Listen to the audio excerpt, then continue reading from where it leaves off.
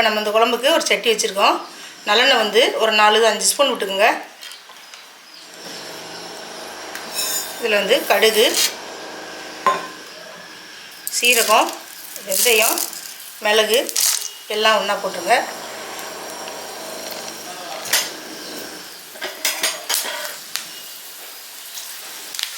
இதுக்கு தேவையான கருவேப்பிலையும் போட்டுருங்க. குண்டு வத்தல் ஒரு 5 வத்தல், வெள்ளைப்பூடு வந்து ஒரு கைப்பிடியோட வந்து நச்சு வச்சுருக்கேன். அதை அப்படி போட்டுங்க. 1-2 நச்சு வச்சுருக்கேன். போட்டு எல்லாத்தையும் நல்லா சேர்த்து வதக்குங்க.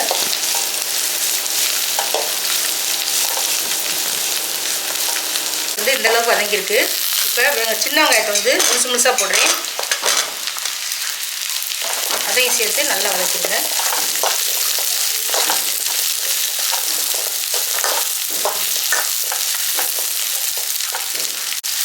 வெங்காயம் வந்து கண்ணாடி பதம் வதங்கிடுச்சு. இப்போ 3 தக்காளியை வந்து நல்லா ஜூஸ் பண்ணி வச்சுருக்கேன். அதையும் இதில் போட்டு நல்லா வதக்கிடுங்க. இதுக்கு தேவையான மஞ்சள் பொடியை இதிலே சேர்த்துடுறேன்.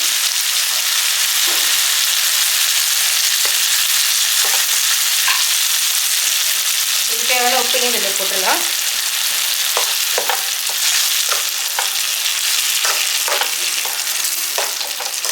வெள்ளைப்பூடு வந்து நல்லா சுண்டி வரட்டும். நல்ல ஈரப்பதம்லாம் ஆயிடுச்சு. இந்த ஸ்டேஜில் வந்து புளி ஊற்றிக்கலாம்.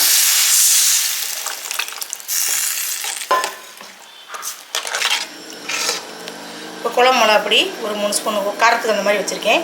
அதில் போட்டுருங்க. இப்போ கொஞ்சம் தண்ணி ஊற்றி எல்லாத்தையும் கொதிக்க விடுவோம்.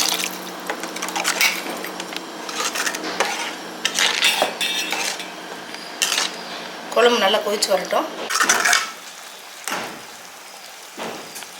குழம்பு நல்லா கொதிச்சிக்கிட்டு இருக்குது. இப்போ தனியாக கொதிக்கட்டும். நம்ம இப்போ அப்பளத்தை வறுத்துக்கலாம். அப்பளம் வந்து இந்த மாதிரி சோவி அப்பளத்தை வறுத்துக்கலாம்.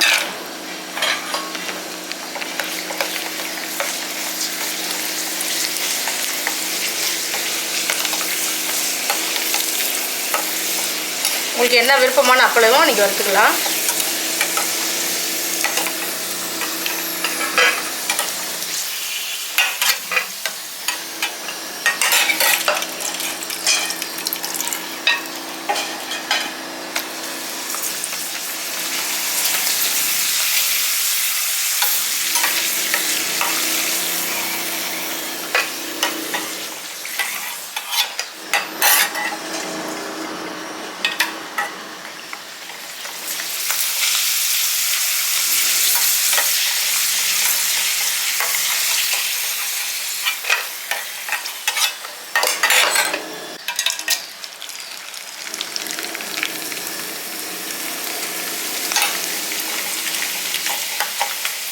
குழம்பு வந்து நல்ல கெட்டியாக வந்து சுண்டி வந்துருச்சு.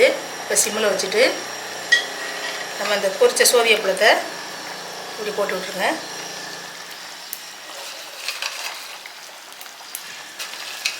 நீங்கள் சாப்பிடும்போது குழம்பு சூடாக இருந்ததுன்னா ரொம்ப நல்லாயிருக்கும்.